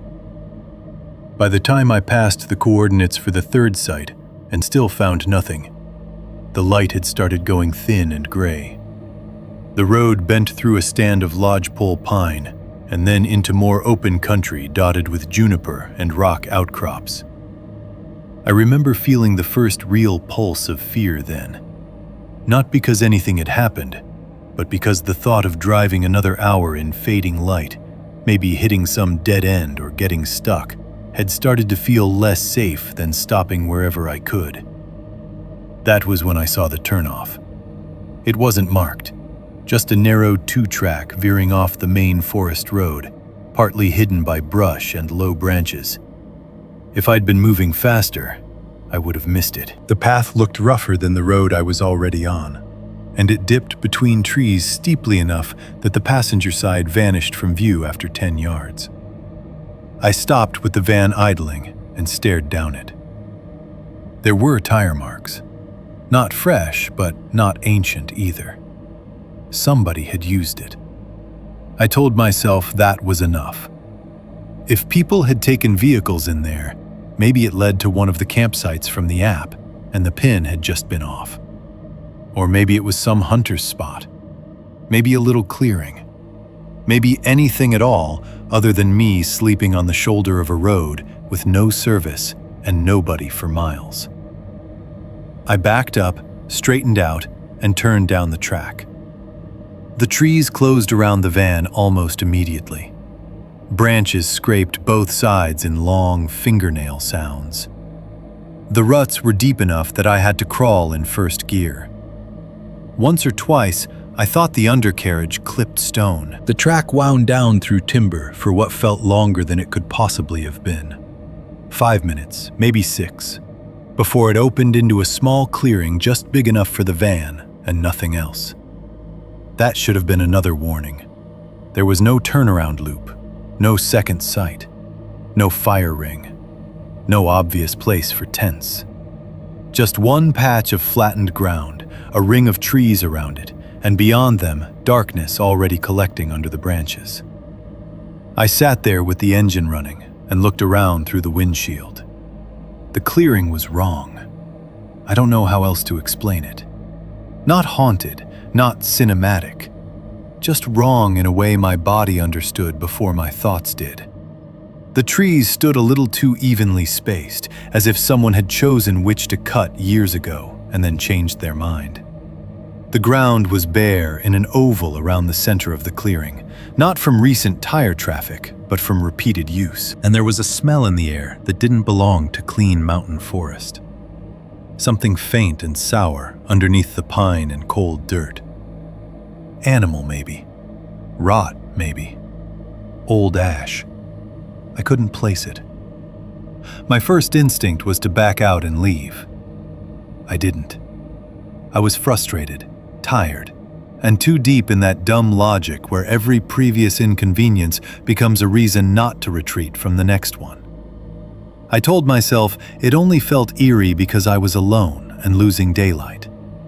I told myself first-time solo van nerves were making me dramatic. I told myself that if I just locked the doors, heated some food, and slept, everything would look harmless in the morning. So I killed the engine. The silence that followed was immediate and heavy. No distant road, no wind, no birds. Just the tiny metallic ticks of the hot engine cooling, and one far-off creak of branches rubbing somewhere in the trees. I went into the back of the van and started doing practical things, because that's what I do when I'm uncomfortable. Closed the blackout curtains, checked the side latch, turned on the small interior lights, made a packet of ramen and ate it standing up over the little sink. I even laughed once to myself, this dry, fake little laugh, as if I could puncture the mood by acting like I noticed it. For maybe 15 minutes, that worked. Then I heard footsteps outside. Not near at first, just crunching through the clearing from the far side where the trees were densest. Slow, deliberate, human. You can tell.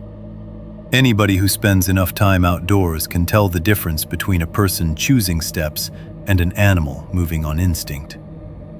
I froze with the ramen cup halfway to my mouth. The footsteps stopped beside the van. Not by the rear doors, by the driver's side window. 3 soft taps landed against the glass. I don't know why I assumed it had to be another camper. Maybe because the alternative was worse. Maybe because once another human exists in the scene, your brain rushes to dress them in normal explanations. Lost hunter, local ranch hand, somebody checking if you need help. I walked up into the cab and peeked through the edge of the curtain. A man stood outside the driver's door. He looked to be in his 40s, maybe a little older. Medium height, wiry build, denim jacket over a gray hoodie, dark baseball cap, stubble silvering at the chin. In any normal light, in any gas station or hardware store in America, he would have looked completely ordinary. The kind of man you'd barely register, except maybe to note that he looked a little tired. But there was something off in how still he was.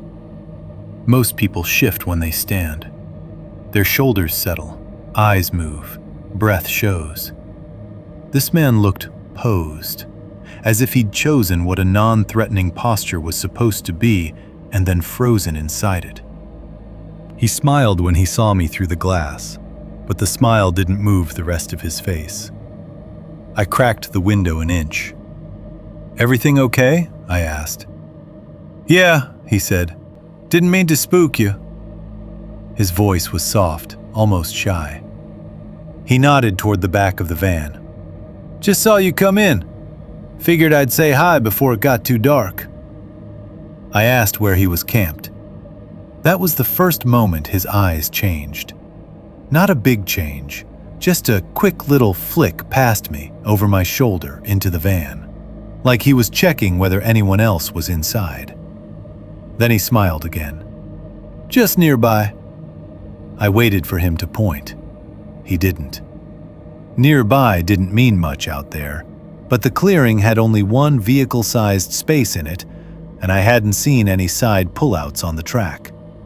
If he had a truck or ATV or even a tent, I should have been able to see a light or hear something.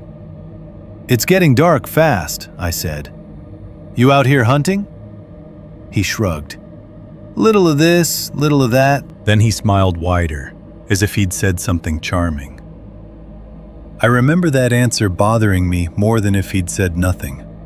The conversation had the shape of normal small talk, but every piece of it landed crooked. He wasn't drunk. He wasn't slurring or swaying.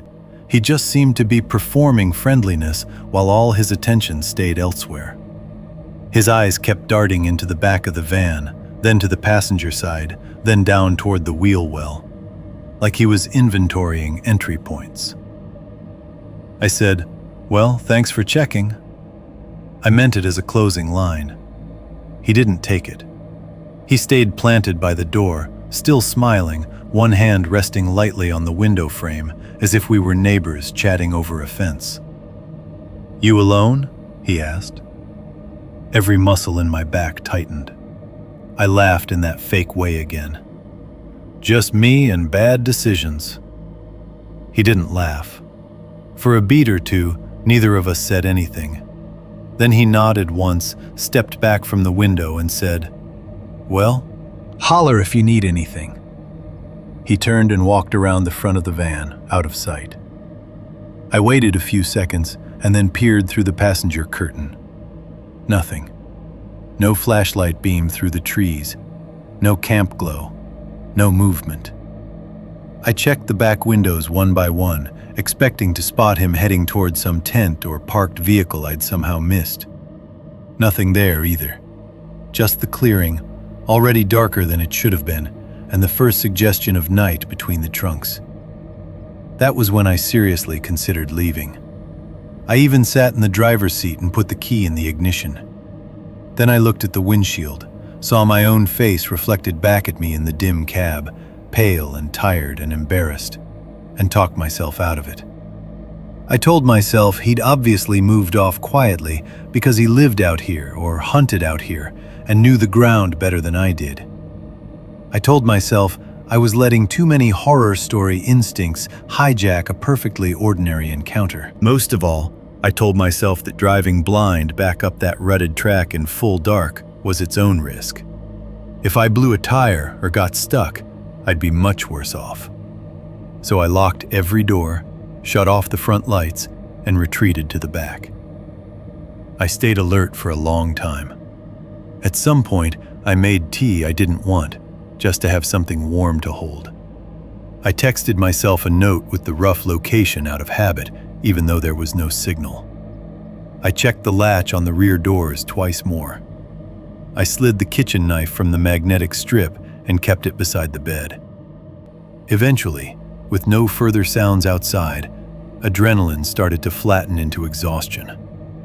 I decided I would leave at first light. That decision comforted me enough that I changed into a sweatshirt and crawled under the blanket. I was just beginning to drift when I heard it. A soft, shuffling sound from directly beneath the van. Not to the side, not the tires settling. Underneath. I went rigid. It came again. Fabric against metal. A weight shifting carefully. Then a faint scrape, like something brushing the underside of the chassis. I sat up so fast my head clipped the overhead cabinet. The whole van seemed suddenly thinner, flimsier. A shell on top of whatever was below it. I crouched in the aisle, listening. Nothing.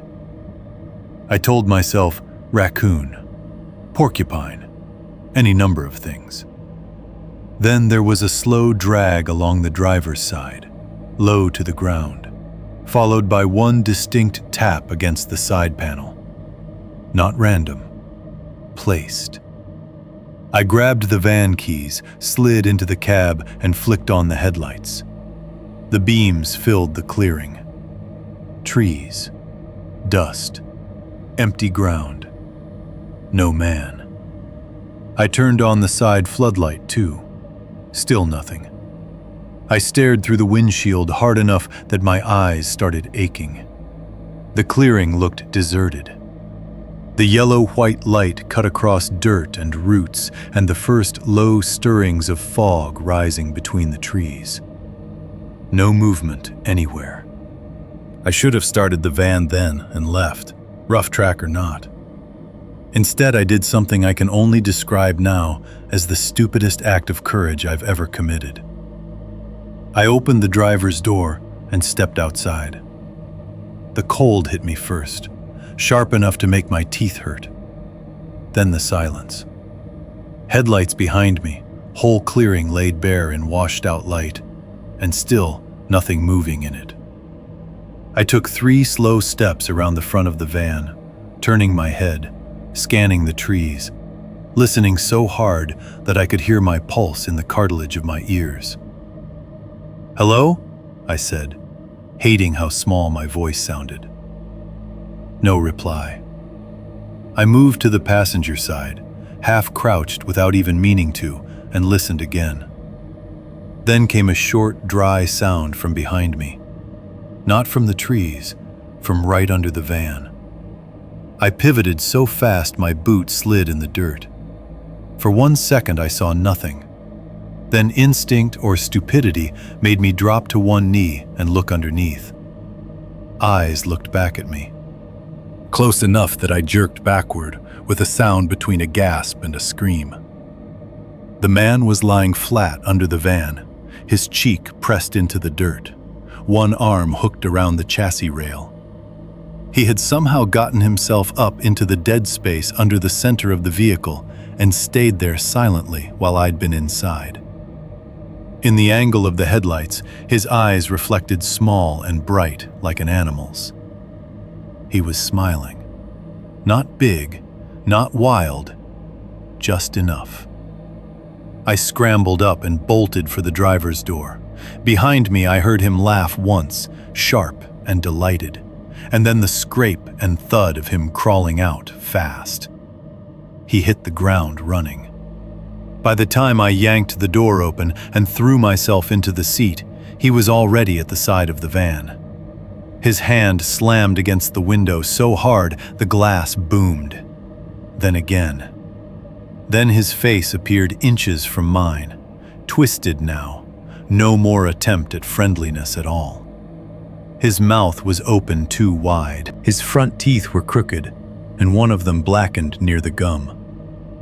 Up close, I could see dried blood in the cracks of his lower lip and dirt packed under his nails. His eyes weren't crazy in the drunk or high sense. They were intent, focused, predatory.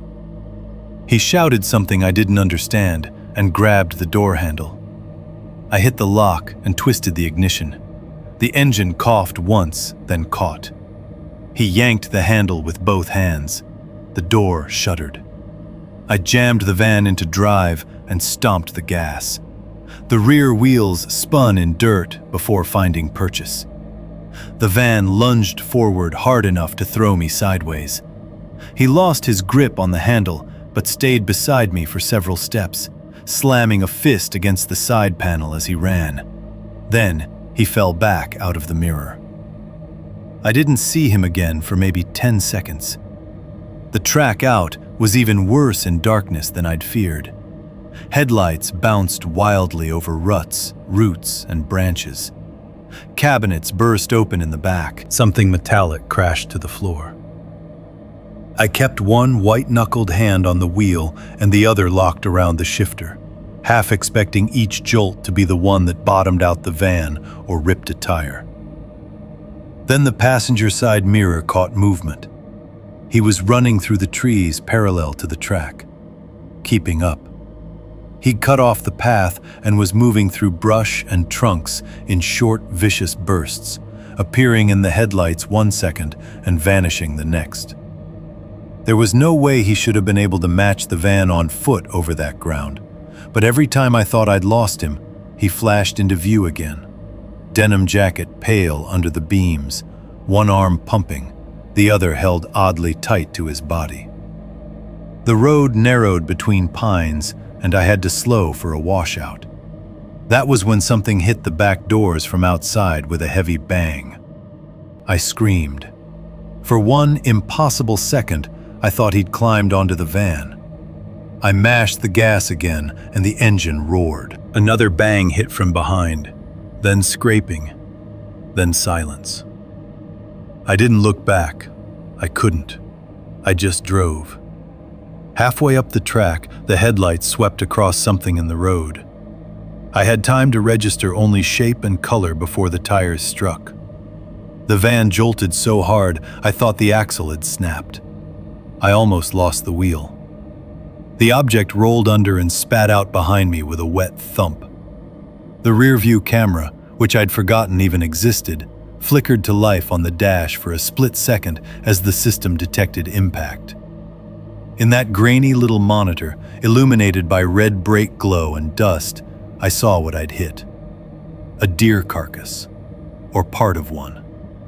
The torso had been split open from sternum to pelvis, ribs splayed like white fingers, organs mostly gone. One hind leg was missing entirely. The exposed meat was dark and slick, not old enough to be dry. As it rolled, the head lolled into frame, and the eyes had been removed. The sockets were empty black holes packed with pine needles. Something pale had been jammed into its open mouth. At the time, I thought bone. Later, I knew it had looked too square for that. More like teeth. I got the van back onto the main forest road at a speed that should have put me into a ditch. I kept driving until the road widened and the trees thinned enough that I could see farther than the end of the headlights. Only then did I glance into the side mirror again. No one behind me. I didn't stop. I drove nearly 40 miles, all the way back to a small town whose name I barely remember, and pulled into the lot of a gas station that was still open.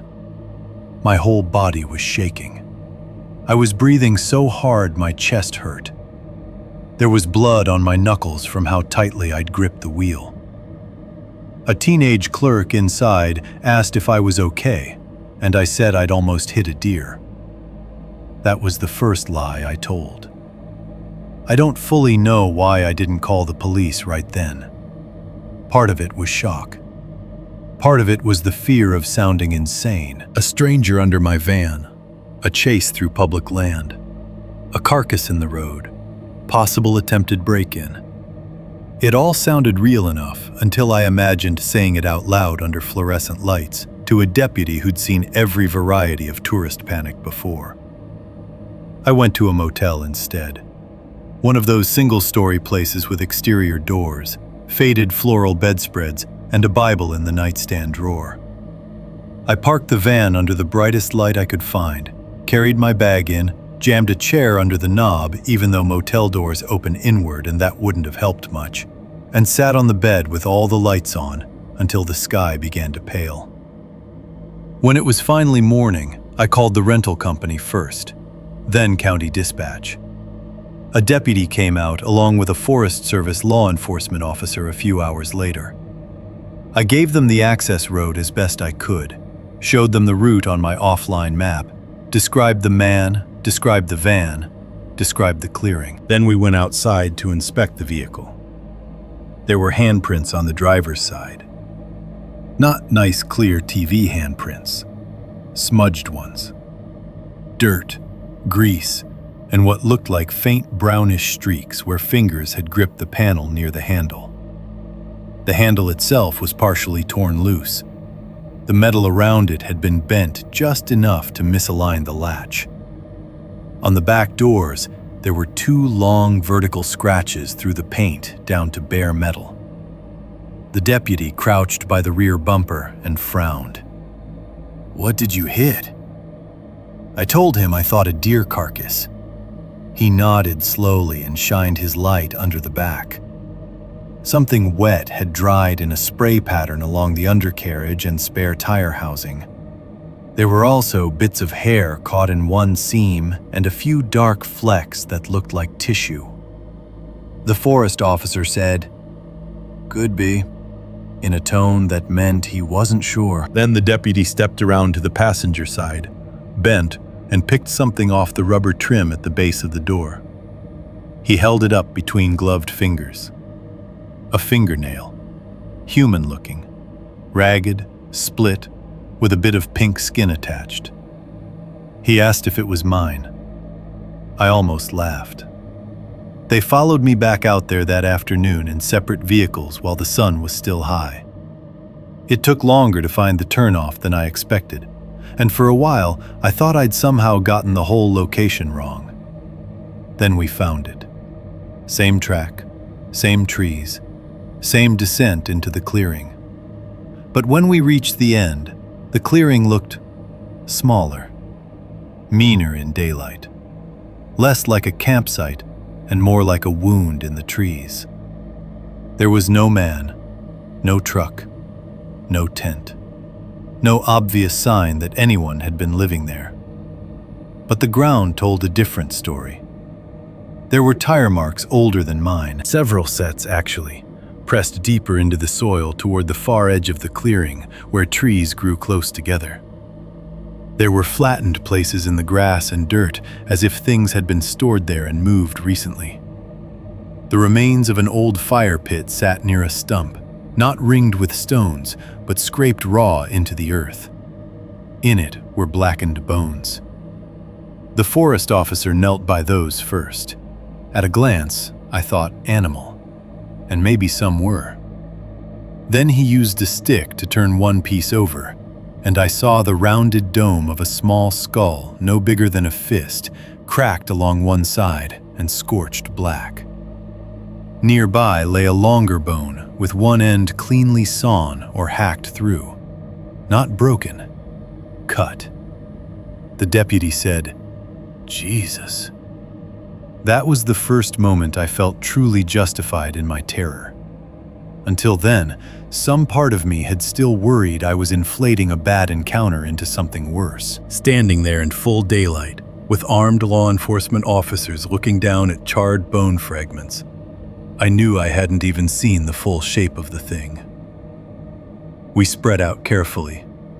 About 20 yards beyond the clearing, half hidden under brush, we found an old tarp stretched low between saplings. Under it were empty cans, filthy blankets, rotted food packaging, and more bones. A lot more. Deer, rabbit, coyote maybe. But mixed among them were pieces that were unmistakably human, even to me. The hinge of a jaw with a few teeth still fixed in it, 2 finger bones wired together with fishing line, and what looked horrifyingly like the top half of a hand, skin dried onto it like dark paper. The smell there was the same one I'd noticed on arrival, stronger now in the afternoon heat. Rot, meat, human waste, wet ash, old blood. Flies swarmed up when the tarp shifted. The deputy radioed for more units. They found another structure farther in, if you can call it that. Not a cabin, not a shack. More like a half-collapsed frame made from scavenged lumber and branches, draped with torn plastic sheeting. Inside was a mattress blackened with grime, a pile of clothing, several hunting knives, and a coffee can full of teeth. I wish I were exaggerating that. Human teeth. Different sizes, different shades, some with fillings, some rotted nearly through, all piled together in rust flakes and dirt like somebody's collection jar. On one interior support post, someone had hammered in license plates from different states: Idaho, Montana, Colorado, Texas. Below them hung a ring of keys on wire, and spread across the dirt floor were photographs, most of them weather-damaged beyond recognition. A few were still legible. Campers near vehicles. A woman by a picnic table smiling at whoever held the camera. A man kneeling by a fire pit. A family of 4 in front of an RV. Some looked like ordinary vacation photos. Others had clearly been taken from farther away, without the subjects knowing. Long lens shots through trees or across roads. People unloading coolers, standing by trail maps, pumping gas. A little girl asleep in the passenger seat of an SUV. They laid them out on the hood of the deputy's cruiser while more officers searched the area.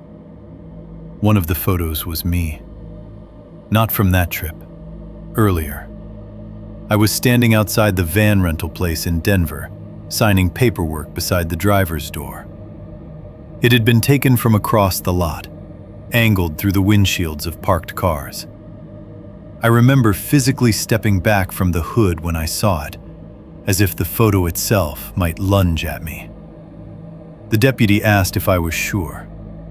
I was. Same jacket, same backpack, same exact moment I'd bent to set my coffee on the curb while digging for my license. That meant the man in the woods hadn't just happened upon me.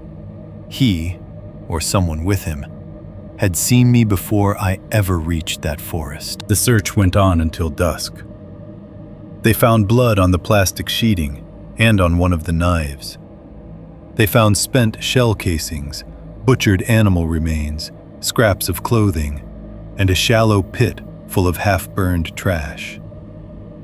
They did not find the man. They did not find any complete human bodies. They did not find whatever had been placed in the deer's mouth. And according to the deputy who later called me, they also found no recent prints clear enough to support how close someone had been to the van the night before. The ground near the clearing was too hard and too disturbed. Too many old signs, not enough clean new ones. Which is why, for a few days afterward, part of me started doubting the sequence of things again. Not the man, I knew what I'd seen, but the details around him. Had he really been under the van that long? Had I mistaken one person for more than one? Had panic sharpened some images and warped others? Then 2 things happened. The first was mechanical. When I returned the van early, the rental company called me 3 days later, asking whether I had left anything in a hidden storage compartment beneath the rear bench. I said I hadn't. They sent me a photo. It was a small bundle of cloth stuffed deep into the compartment behind some wiring. Brown flannel, heavily stained. When the service tech pulled it open, a foul smell came out. Inside the cloth was a human ear. Not old, not mummified. Fresh enough that dried blood still darkened the folds and one tiny hoop earring remained in the lobe. The second thing happened a week after I got home to Ohio. I was back in my apartment by then, sleeping badly, pretending to friends that the trip had just gone weird without giving details. I told almost nobody about the photographs. I told no one about the teeth. I avoided the news because I was afraid to see some missing person case that might connect. One night, around 2 a.m., I woke to a soft tapping at my bedroom window. I lived on the second floor. That's important. Second floor, small building, parking lot below. No fire escape outside that side.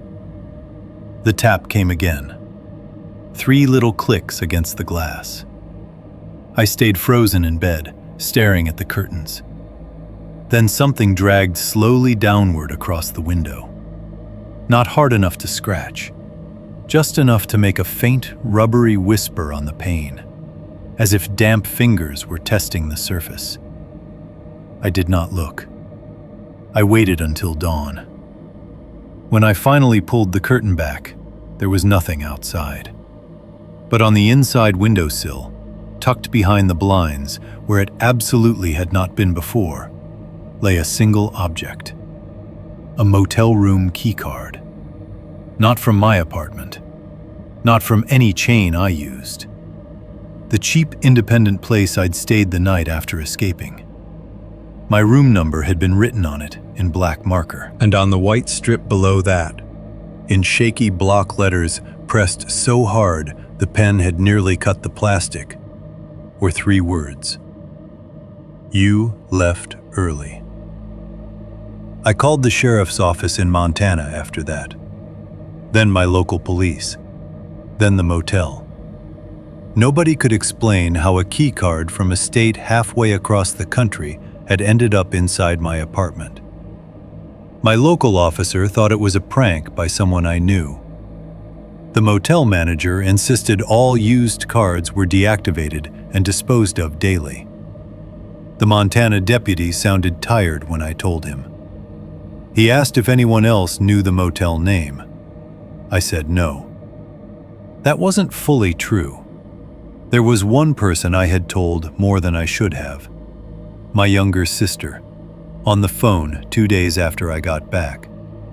But she lived in North Carolina and would rather cut off her own hand than play some elaborate trauma prank on me.